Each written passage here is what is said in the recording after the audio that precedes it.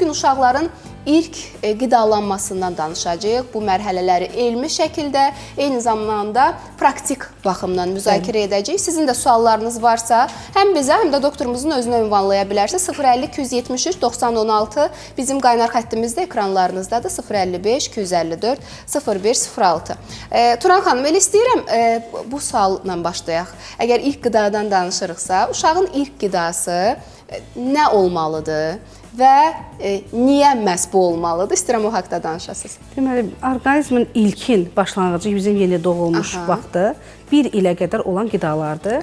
Yəni, o uşağın ilk o 1 illikdə qidalanması çox önəmlidir. Bütün ömür boyu yığdığı immunitet üçün çox önəmlidir.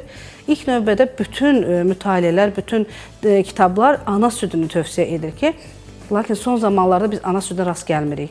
Bəzi valideynlər işləri ilə əlaqədar ana südündən imtina edirlər. Bəzi valideynlər həqiqətən olmur, ana südü olmadığı üçün süd vəzində. Biz məcburuq süni qidalara və qida əlavələrinə keçməyə.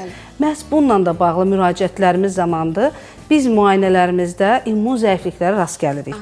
Çünki ana südü təbii lazımdır. 2 yaşa qədər bütün uşaqlar ana südündən istifadə etməlidirlər.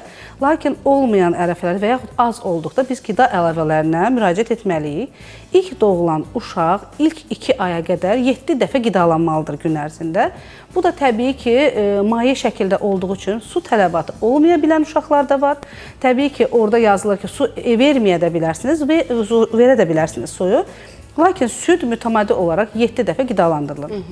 Ana südü az olarsa əlavə qida kimi biz qarışıq qida əlavələrinə südlərdən istifadə edirik. Müxtəlif adlarda süd məhsulları hazır şəkildə və dozalandırılmış vitaminlərlə uşaqların aylığına görə bu saat satılır və bunlardan çox valideynlər istifadə edir. Lakin bunların təbii ana südündən fərqi odur ki, onların tərkibi süni məhsullardan hazırlanır və dediyimiz kimi vitaminlər də sintetik olaraq orada doydurulmuş vəziyyətidir.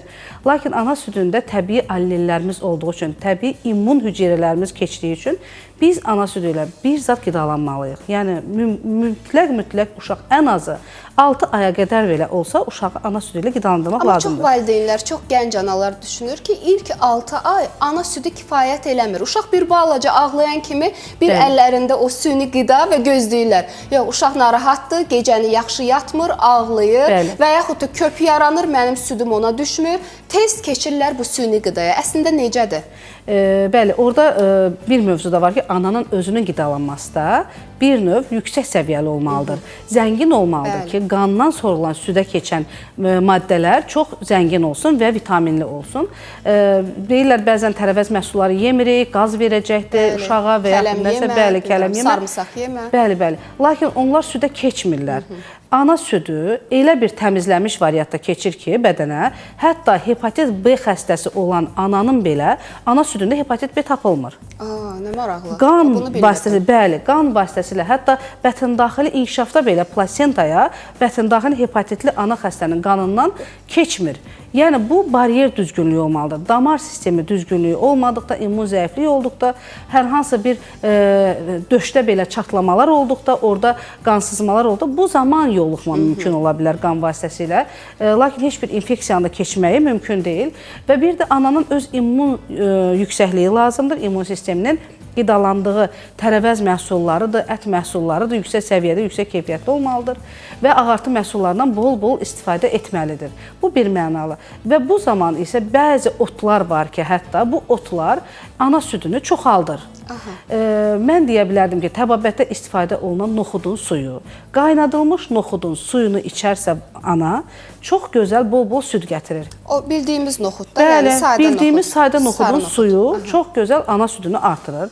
Kokosun özünü və südünü içmək çox gözəl süd artırır və şüydün toxumu.